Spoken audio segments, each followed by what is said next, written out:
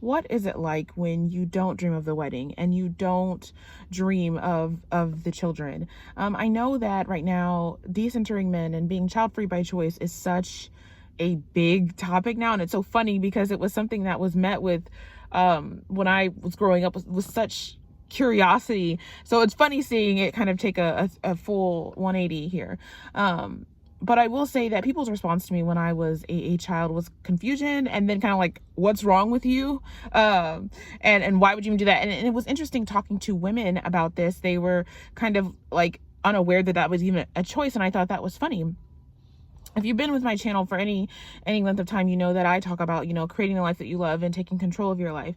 And that's a liberty I've always taken. I've never understood when people say, oh, this society is pressuring me or the movies are pressuring me. I've really just never understood that, because I'm like, then turn it off.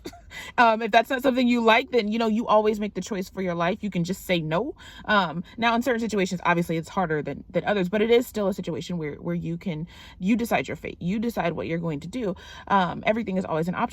And I am a visionary. And one of the things that I knew getting older was, I've envisioned myself being successful in business. I've envisioned myself being successful in all these other areas, but I've never envisioned myself being married. And what is wrong with me? And when I allowed myself to go into the direction of what I wanted and what I felt, and instinctually you'll feel like, just let it go, just relax. It's scary because you're like, well, they kind of have a path set out there moving towards. What does that mean for me? And what are the assumptions that will happen when you let go?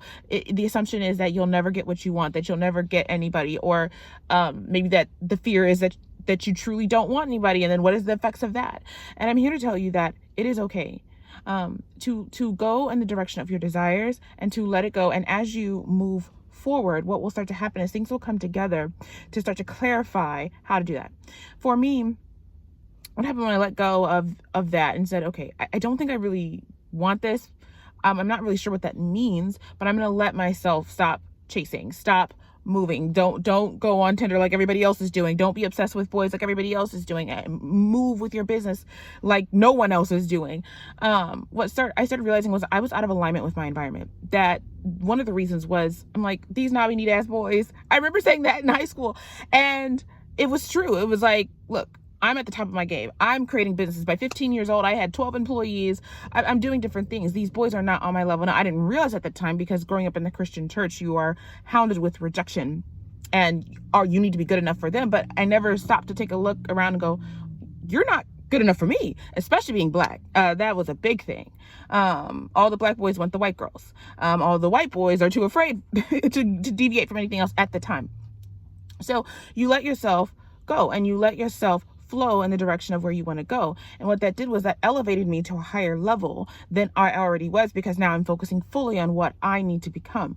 And I actually started moving in a different direction, literally moving states, literally moving, I'm going to say classes or environments. And what I found was different men, different friends. And that actually made everything that I was struggling with in one environment kaput, because suddenly it was super easy to make friends. I literally would go in the grocery store and people would just come up and talk to me.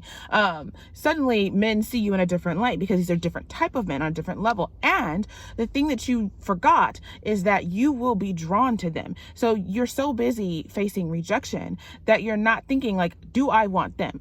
And you're realizing that you never did. And so when you go into this new environment, you go, ooh, I'm more pulled to these people. And the people I'm pulled to are actually pulled to me.